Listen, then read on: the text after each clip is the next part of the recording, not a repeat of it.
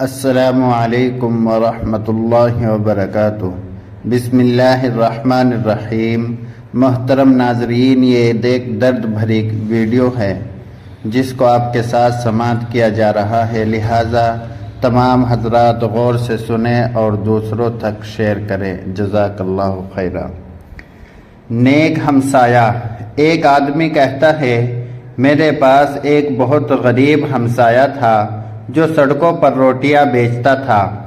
وہ اس کام سے زیادہ پیسے نہیں کماتا تھا اور ایک بڑی فیملی کی کفالت کرتا تھا جو اس کی کمائی پر گزارا کرتی تھی۔ وہ روٹی بیچ کر اتنے پیسے کماتا تھا کہ وہ ایک سرکاری ملازم کی تنخواہ کے چوتھائی سے بھی کم تھی۔ اس کے باوجود میں ہمیشہ اسے خوش اور مسکراتا ہوا دیکھتا تھا، جیسے وہ دنیا کی تمام دولت کا مالک ہو۔ میں نے سوچا، یہ شخص کیسے اتنا خوش رہ سکتا ہے حالانکہ اس کی مالی حالت اتنی خراب ہے اور اس کا ذریعہ معاش بہت کم ہے۔ پھر میں نے خود سے کہا، یہ خوشی کہاں ہے؟ میں کیوں اسے محسوس نہیں کرتا؟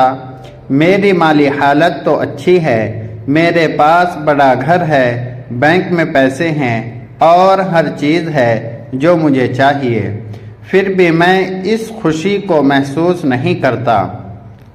میں مایوس ہو گیا اور فیصلہ کیا کہ میں جاننا چاہتا ہوں کہ اس کی خوشی کا راز کیا ہے۔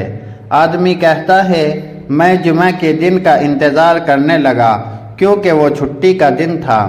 میں نے اپنے خاندان کے ساتھ ناشتہ کیا، پھر میں نے اپنی گاڑی لی اور اس جگہ جا پہنچا جہاں وہ شخص روٹیاں بیچ رہا تھا۔ میں دور سے اسے دیکھنے لگا۔ اس نے ابھی تک کچھ نہیں بیچا تھا اور نہ ہی دن کا آغاز کیا تھا۔ کافی دیر انتظار کے بعد ایک چھوٹی سی بچی آئی اور اس آدمی نے بہت ساری روٹیاں ایک تھیلی میں ڈال کر اسے دے دی۔ بچی نے روٹی لی اور چلی گئی۔ میں حیران رہ گیا کہ وہ اسے اتنی زیادہ مقدار میں روٹیاں مفت دے رہا تھا جبکہ اس نے ابھی تک کچھ بیچا بھی نہیں تھا۔ میں پریشان تھا کہ وہ کیسے پیسے کمائے گا جبکہ وہ مفت میں روٹیاں بانٹ رہا ہے، حالانکہ اس کی کمائی بھی بہت کم تھی۔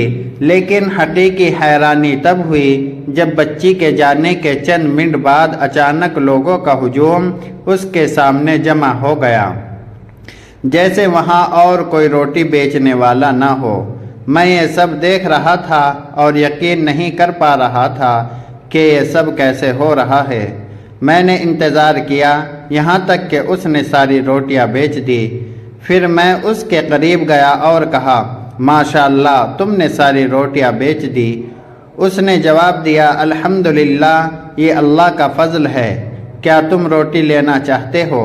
میں نے کہا، ہاں، لیکن اب تمہارے پاس مزید روٹی نہیں ہے۔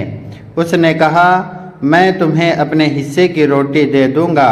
میں نے کہا، کوئی بات نہیں، میں کہیں اور سے خرید لوں گا۔ پھر میں نے اس سے اپنے گھر تک چھوڑنے کی پیشکش کی۔ اس نے مجھے بتایا کہ وہ کسی کا انتظار کر رہا ہے۔